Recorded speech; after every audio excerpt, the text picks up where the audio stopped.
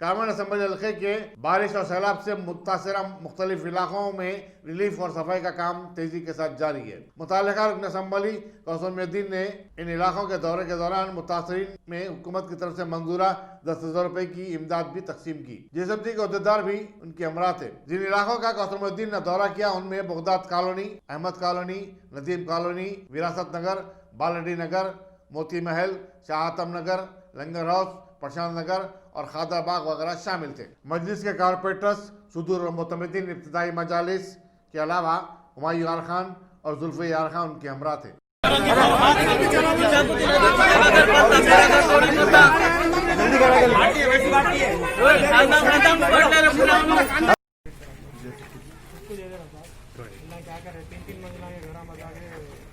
पहले आप ये पहले लोग आए पहले करा कुछ करा साहब पहले करा छोटे